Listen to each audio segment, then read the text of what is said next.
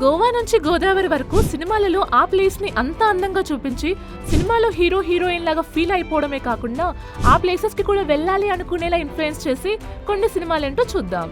ఈ నగరానికి ఏమైంది? గోవా. బీటెక్ అయ్యి జాబ్స్ లో సెటిల్ అయితే చాలు ఎప్పుడెప్పుడు గోవా ట్రిప్ వేద్దామా అనుకుంటాం. ఎన్నో ట్రిప్స్ ప్లాన్ చేస్తాం కానీ గోవాకి మాత్రం అన్ఎక్స్పెక్టెడ్ గానే వెళ్తాం. అది కామన్. ఆ బీచ్లు, మందు, లేట్ నైట్ పార్టీస్, ఆ వైబే వేరు. మీలో అన్ప్లాన్డ్ గా గోవాకి ఎంతమంది వెళ్లారో ఆ స్టోరీ ఏంటో కామెంట్ చేయండి. We will be more than excited to read them. ఏం మాయ చేసావే ఒక వర్గానికి ఇన్స్పిరేషన్ ఈ సినిమా. ఇప్పటికీ మా మ్యాచ్ లో క్రిస్టియన్ గర్ల్ ఫ్రెండ్స్ ఉన్న అందరూ ఈ సినిమా చూస్తూ తెగ ఫీల్ అయిపోతున్నారు ఎందుకో. కానీ సినిమాకి కేరళలో ప్లేస్ చేయడం కూడా ఒక ప్లస్ పాయింట్ అయింది. ఫీల్ గుడ్ ఎక్స్పీరియన్స్ కి కొబ్బరి చెట్లు, ఆ బోట్ జర్నీ, చర్చ్లు, అబ్బబ్బా ఒకటా రెండా జెస్సీని చూపించినంత అందంగా చూపించారు. ఎంతైనా కేరళ గాడ్స్ ఓన్ కంట్రీ, ఆ మాత్రం లేకుంటే ఎలా? దేశముదురు, మనాలి, అల్లు అర్జున్ ఒక బ్రిడ్జ్ ని పట్టుకుని వేలాడే సీన్ నుండి హన్సిక మట్టి అనే సీన్ వరకు అంతా గుర్తుంటుంది మనకి. ఈ సినిమా క్రేజ్ అలా ఉండే అప్పట్లో. ఈ మూవీ తర్వాత అయితే స్కూల్లో మా క్లాస్ లో సగం మంది ఫ్యామిలీస్ అంతా మనాలి ట్రిప్ వెళ్ళిపోయారు. మనాలికి మీరు ఎవరితో ఫస్ట్ టైం వెళ్లారో కామెంట్ చేయండి. వెళ్ళకుంటే ఎవరితో వెళ్ళాలనుకుంటున్నారో వాళ్ళకి ఈ వీడియో చూపించి ప్లాన్ చేయండి. గోదావరి, పాపికొండలు. శేఖర్ కమ్ముల గారు ఎక్కడికో వెళ్లేందుకు మన ఆంధ్రలోని గోదావరిలో తీస్తే పోలే అనుకున్నారేమో కానీ తెలుగుతనం ఉట్టిపడుతుంది. గోదావరిలో తీసిన సీన్స్ అన్నిట్లో ఆ బోట్ జర్నీ ఎప్పుడు చూసినా కానీ ఒక్కసారైనా బోట్ ఎక్కాలి అనిపిస్తుంది.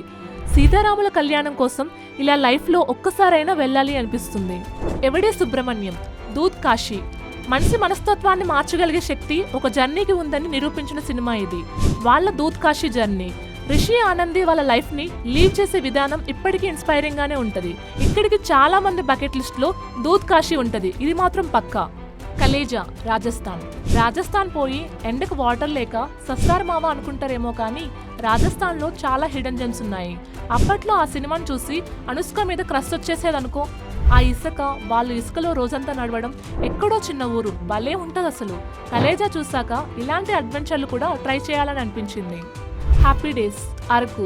బీటెక్ లో కాలేజ్ ఫ్రెండ్స్ తో ట్రిప్ వేయకపోతే లైఫే వేస్ట్ అన్నట్టు చూసేవాళ్ళు మావా అప్పుడు.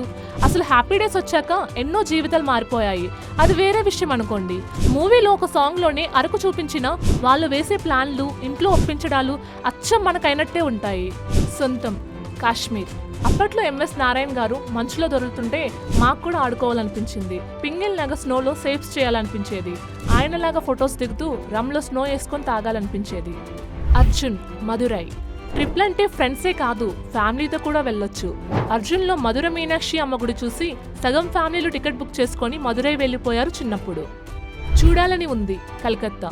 వేటూరి గారు కలకత్తా మీద ఏకంగా సాంగే రాశారంటే అర్థం చేసుకోవాలి. నా మాటలెందుకు, ఆ పాటే వినేయండి. ఓయ్ వైజాగ్. సినిమాలో మెరిసేటి తార, సిటీలోనా దొరకదురా, నిజంగానే తగిలిన తార వైజాగ్ నగరపు చివరన. అబ్బా బీచ్ పక్కనే ఇల్లు కట్టుకోవాలి, బీచ్ రోడ్ అంతా తిరగాలి అని తెలంగాణలో పుట్టిన ప్రతి ఒక్కరికి ఓయి సినిమా చూసాక అనిపించే ఉంటుంది.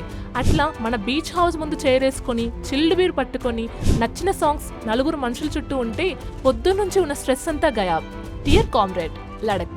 ఒక్కసారైనా మన డ్రీమ్ బైక్స్ మీద ఫ్రెండ్స్ తో లడక్ వెళ్ళి రావాలని ఆల్మోస్ట్ ప్రతి అబ్బాయి dream. I can feel you మావా. లడక్కి పోవాలనుకున్న మన సబ్స్క్రైబర్స్ అందరూ లడక్కి యాజ్ సూన్ యాజ్ పాసిబుల్ వెళ్ళాలి అని కోరుకుంటూ I will take your leave. వెళ్లే ముందు నిజంగా మీరు మూవీ చూసి ఇన్ఫ్లుయెన్స్ అయ్యి ట్రిప్ వేసిన ప్లేస్ ఏంటి? ఈ వీడియో చూసాక వెళ్ళాలని ఉందా? ఆ ప్లేస్ ఏంటో కామెంట్ చేయండి.